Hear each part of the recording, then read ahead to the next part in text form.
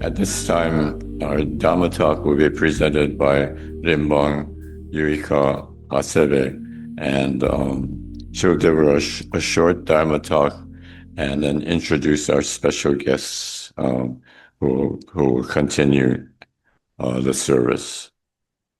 Hasebe Sensei.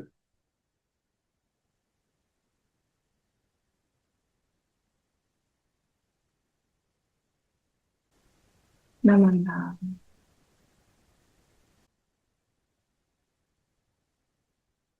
Good morning, everyone. It's raining today, ne? It was nice weather yesterday, but today we have a beautiful rain too. So thank you very much for joining Hawaii Betsuin Sunday service. Today's service is a special service with theme of Juneteenth.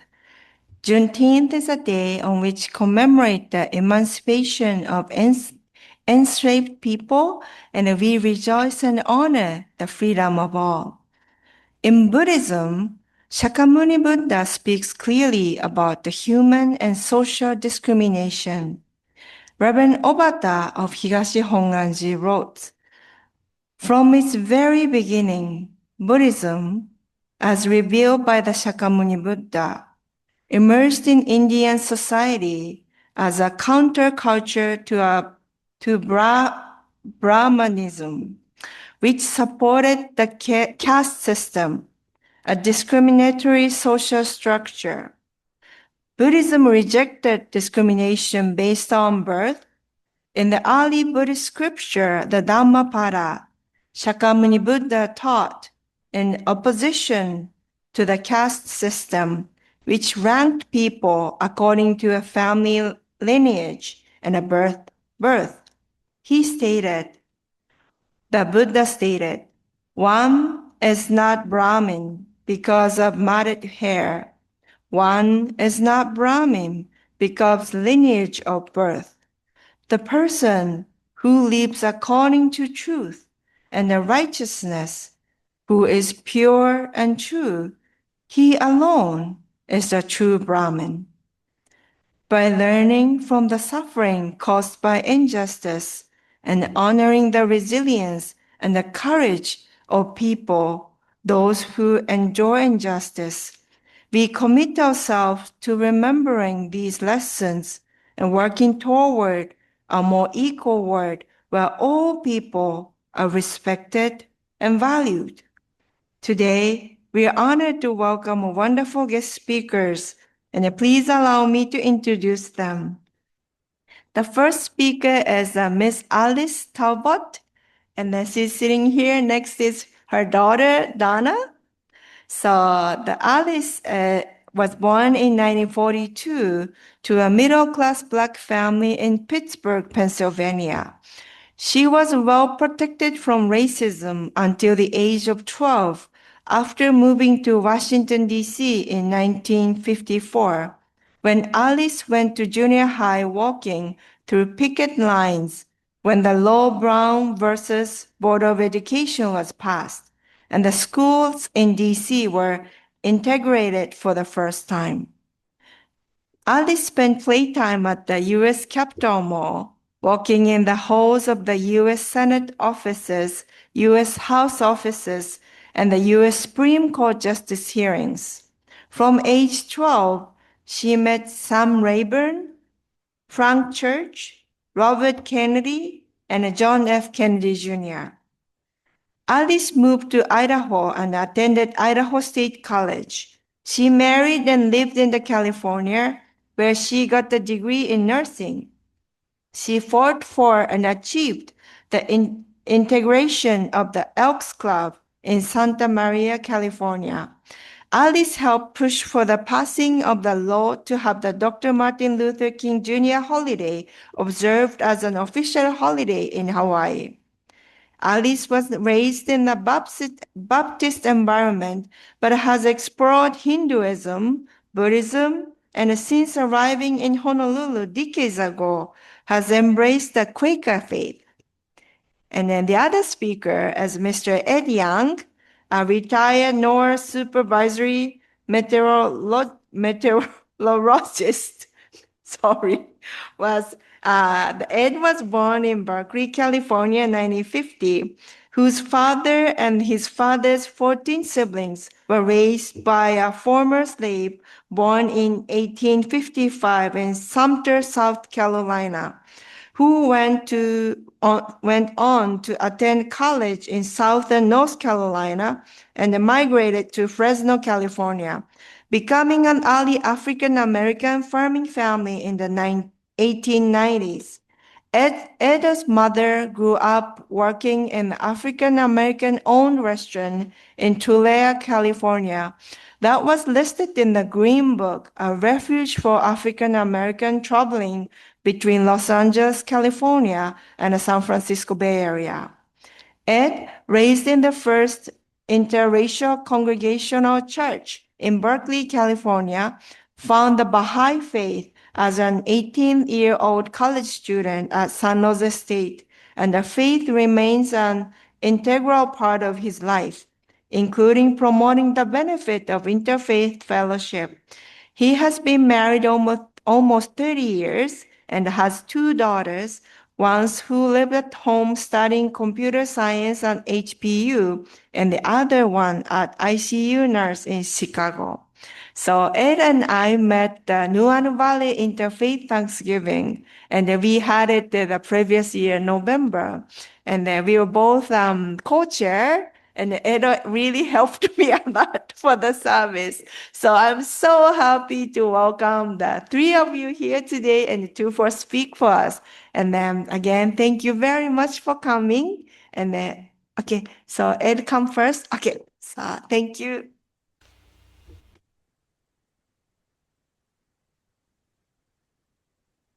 Aloha and good morning. Also for those online, aloha. What I'm going to do is to read the proclamation by the city and county of Honolulu in June 2020. Although it's 6 years old, it's still very relevant. And then I'll make a few remarks about what slavery was. Then I'm going to turn over to my colleague, Alice Talbot, who will take you to where we need to be going in these difficult times. Okay, so proclaiming June 19th as Juneteenth for the city and county of Honolulu. Whereas Juneteenth, also known as Juneteenth Independence Day, Emancipation Day, Emancipation Celebration, and Freedom Day, is the oldest nationally celebrated commemoration of the ending of slavery in the United States. And whereas Juneteenth, a name derived from a portmanteau of the words June and 19th, signifies a date, June 19th, 1865, when the last enslaved people in the United States were freed upon Major General Gordon Granger's arrival in Galveston, Texas, and proclamation of General Order Number 3, almost 2.5 years after United States President Abraham Lincoln issued the Emancipation Proclamation. And whereas the first Black people arrived in the Hawaiian Islands in the early 1800s as deckhands on the merchant and whaling ships, and came from Cape Verde, Africa, the Caribbean, and the United States. These early Black residents ended their maritime careers and settled here in Hawaii, with many of them becoming successful musicians, businessmen, and respected government officials. And whereas a decade before the United States Civil War and the Emancipation Proclamation, the Kingdom of Hawaii Constitution of 1852 provided that slavery shall under no circumstances whatsoever be tolerated in the Hawaiian Islands. Whenever a slave shall enter Hawaiian territory, he shall be free. No person who imports a slave or slaves into the king's dominion shall ever enjoy any civil or political rights in this realm. Whereas in 1897, Black citizens of the Kingdom of Hawaii joined Kanaka Maoli in their fight for liberation by signing the Kue petition, protesting the annexation of the Kingdom of Hawaii by the United States. And whereas the sustained and substantial contributions of Black people to Hawaii's community throughout its history include Anthony Allen, formerly enslaved, was a steward of Kamehameha I. Oliver and George Washington Hyatt served as the first two leaders of the Royal Hawaiian Band under King Kamehameha III. Betsy Stockton, formerly enslaved, started the first mission school in Lahaina, open to common people. Buffalo Soldiers built the 18-mile trail to the summit of Mauna Loa. Alice Ball, a chemist who was the first woman to earn a master's degree from the University of Hawaii at Manoa, and discovered the first treatment for leprosy, the Ball method. Dr. Donis Thompson, the University of Hawaii's first women's athletic director, who started the Rainbow Wahine Athletics Program and successful Wahine volleyball program, and many, many more unnamed contributors to Hawaii's excellence and history.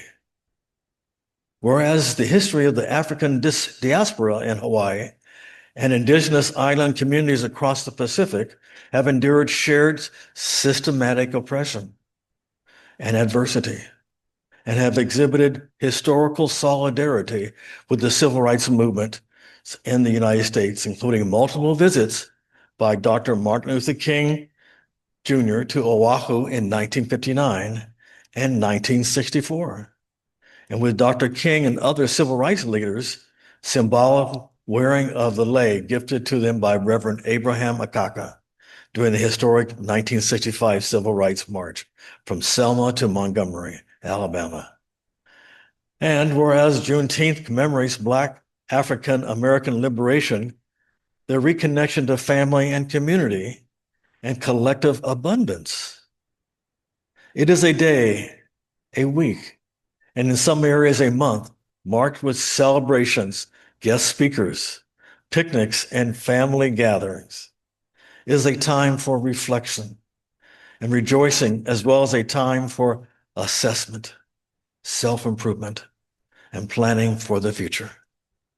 And whereas our Black community is the current manifestation of their ancestors, continuing to contribute to the betterment of Hawaii as leaders, innovators, entrepreneurs, educators, athletes, artists, cultural practitioners, activists, environmentalists, healthcare professionals, scientists, attorneys, and policymakers. Whereas there has been an outpouring of aloha from the broader Oahu community to support the peaceful protests and liberation efforts of the Black Lives Matter movement in the face of structural and systematic racism in the United States. Whereas Juneteenth remains an important day of observance in the Black community that celebrates resilience and strength, reminds all people that it is possible to have radical change to oppressive structures of society, affirming the freedom of all humanity, now therefore resolved by the city and county of Honolulu. Be it further resolved that the city administration and the people of the city and county of Honolulu are urged to celebrate Juneteenth as a day to honor and reflect on the significant role that Black community has played in the history of the United States in Hawaii, and how this community has enriched society through its steadfast commitment to promoting unity and equality. And it was signed by City Council Chairperson Tommy Water. So you can see that's a pretty long resolution. Normally, it's one page, but the people who helped write it, there was so much to pack into what is Juneteenth and why we celebrate Juneteenth. So I just wanted to read it just so that you will understand that it's a resolution. But Juneteenth isn't just for the Black community. Freedom and liberation is for everyone. Even listening to the Dharma message, it's all of us. So my colleague, Alice Talbot, asked me to say something about the cost of slavery. Since slavery wasn't just about Black people enslaved, it was about a system, an economic system. So just follow me for just a second. By the outbreak of the Civil War in 1861, slaves constituted 1/3 of the total slave state population of 12.3 million people. The total value of all slaves as of 1860 is estimated at between 2.7 and 3.7 billion dollars. And that's in today's, making it one of the largest capital assets in the United States at that time. So it was an enterprise. It was a system. It was about Black people, but it was about taking advantage of people from the time they were born until the time they died to further and develop the economy of the United States. By the mid-1850s, prices of slaves, of field hands were upwards of $1,200, or about $40,000 in 2020 dollars. And the figure was sensitive to anything that could affect the slave's future. Its health, skills, gender, reliability, with age of the slave being the most important. A skilled blacksmith as a slave commanded a 55% premium over the price of a field hand, whereas a disabled or unreliable slave would sell at a discount of up to 65%. So slavery was a business. And plantations, especially the large plantations that had the most slaves in the South, where they made a lot of money. And of course, the goods from cotton were sent to Britain and Europe to make clothes, etc. So freedom from slavery was freedom from a total system of oppression. And then lastly, I want to just lead a quotation from the Baha'i writings about our responsibility, each of us. Great is the station of man. Great must also be his endeavors for the rehabilitation of the world and the well-being of nations. I beseech the one true God to graciously confirm thee in that which beseemeth man's stations. That's all of us. Thank you.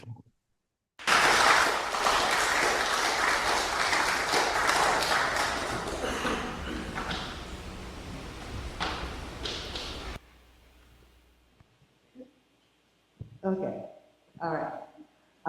First, I want to let you know that I came and I started living in Hawaii in 1980. So also, if you listen to a little bit of my bio, I was born in Pittsburgh in 1942. So you don't have to do the math. I'm 83. Okay. Also, I just want you to know that because I've lived a very long time, I have a very long story, very long life. And I've been through a lot. You know, I've been a lot of lifing. And so I'm going to just give you a little bit of background. I'd like you to bring you up from what we were talking about. Ed was talking about how profitable slavery was. Another little example was one slave in a year would make a slave owner would pay maybe $300 for that slave for the year. but the profit was like $3,000 for the year, $3,000 to $5,000 for the year. Very, very lucrative business. And then when you notice that, you begin to see why it was so difficult to get rid of it, because it was so profitable. And I'd like to relate the profitability of slavery during that time. By the way, it was called chattel slavery. It was written into the Constitution of this country that black people were not really all human. We were only partially human.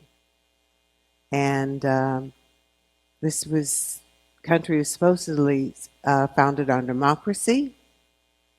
Well, the democracy wasn't complete. But when I was a kid, like at age 12, I used to hang out, in Congress, and I used to go to the Supreme Court, and chiseled on the walls of the Supreme Court were those beginning words, "We the people of the United States, in order to form a more perfect union," the key, the more perfect union. So from that time on, I went, oh, I see, this union isn't perfect. It's my job to work on it to see that it becomes perfect. I want to impart to you that this is a democracy, meaning when you have a democracy, you need to participate. Right now, I think it's kind of interesting that this country is about to celebrate its 250th anniversary, and Juneteenth is a time when slaves learned about the fact that they were free. So democracy and freedom kind of go together. And when we begin to look at that, our democracy right now is in jeopardy. So I kind of think that's kind of ironic that our democracy is in jeopardy. A lot of people don't realize that, Juneteenth seems to be the celebration of the release of slavery for blacks. But I'm telling you that this country is founded on a lot of things, but slavery is the foundation, and there's no way to get around it. However, it's also a foundation for freedom. And it's up to us to try to maintain our democracy, because we could very much lose it in this year. 65. Isn't that interesting? 26. Anyway, 2026 would be the year we would lose it if we don't pay attention to voting. So that's what I wanted to actually impart to this group. I'm sorry, I don't even know how many people are here. I can't see further than here. But I do want to impart on you the importance, how vital it will be for all of us to participate. Democracy is participation. And without it, we may not even be able to worship the way we want. By the way, I'm a Quaker, better known as Quakers, really called the Religious Society of Friends. And Quakers also had slaves and did not release slavery until I think it was around 1840s, because they finally concluded that the religion did not support slavery. Quakerism has a peace testimony, and it didn't seem to go with beating people. In order to keep slaves, you had to make them stay in place to be slaves.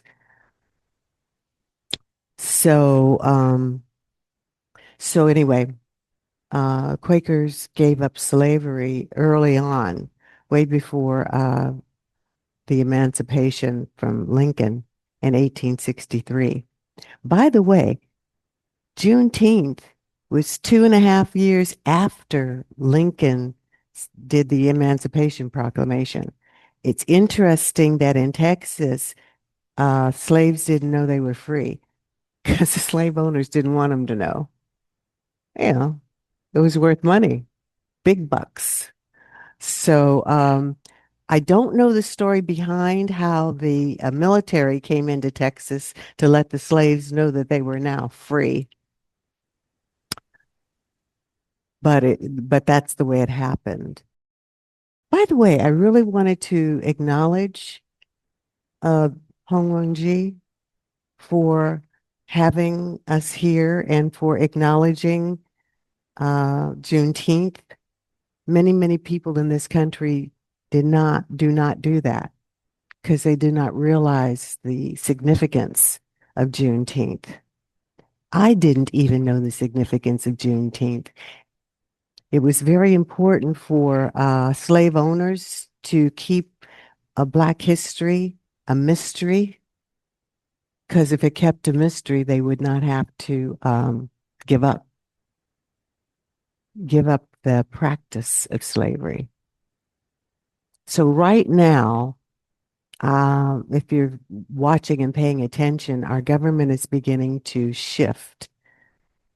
What I mean by that, and losing the democracy, our government is looking at ways in which to stop vote.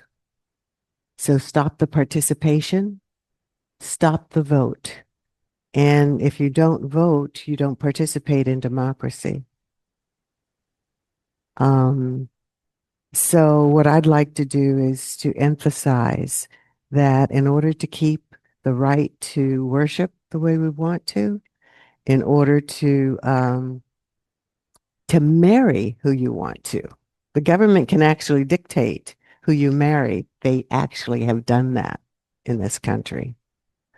In order to dictate the kind of job you have, where you go to school. I went to school through picket lines in 1954. The nation's capital was segregated so that Black people weren't allowed to go to the schools and couldn't go to the stores, had to go to the back door to go to buy their groceries. This was in this country, in the nation's capital. So what I want to say is that it's vital that we keep our democracy, and it's vital that we participate. Our government is a participatory government. It's not that you sit back and just let it occur. I've had people ask me, okay, so we're in jeopardy right now. What can we do? So I'll give you a clue. It is very important that we keep our spirit. What I mean by that is that we pray, that we worship, because it does not work to get angry, to be upset. It's very important that you do your worship and then take action. Us Quakers call it right action. What we mean by that is take the action that comes from the spirit. So it's vital in taking right action. What you do is you look at what are your gifts. Some people have the gift of cooking. Some people are good cooks. So that's your, high card. So I recommend that you look to see where you can make your contribution in maybe bringing food for people who protest. Or right action could be maybe you're good at writing. So you write something that will inspire people to participate. Maybe you are really good at, my grandpa used to say I had the gift of gab, which makes you talk. And what I know is that there are people here who can communicate really well by talking. or you have relatives that live on the mainland, and you can encourage them to participate in their democracy, to vote. This December is critical in maintaining our democracy. That's pretty much what I had to say, what I had to talk about in terms of Juneteenth, in terms of what we're going through. So I want to acknowledge you for having us and for having faith, for using spirit to guide you. You know, we're called human beings. In other words, we're beings having a human experience. And when you have a human experience, you are living a life in which you need to take action. I wanted to give you the opportunity to ask questions if you want. By the way, I had a grandson that used to come to your Hongwanji school, and he came for a couple of years. He was a rascal. So you can ask questions, but you know, he was kind of tough. And see. If you have a question, would you just kind of call it out? Oh, my daughter's here. She told me my time is up. So, so you can ask me questions afterwards, later on, if you have any. And I wanted to acknowledge you for having us here. I'm actually more than acknowledgement. I'm impressed that you have a Juneteenth commemoration. I'm very impressed. It lets me know that you're paying attention and that you're aware. I do know that other countries have caste systems, and they don't all have democracies. I also want you to know that Martin Luther King had it way, way more difficult than we have it right now, that he went through a lot more, and we could really lose the ground that he took if we don't pay attention to what's going on. That's about all I have to say. I'm done? Okay. Thank you.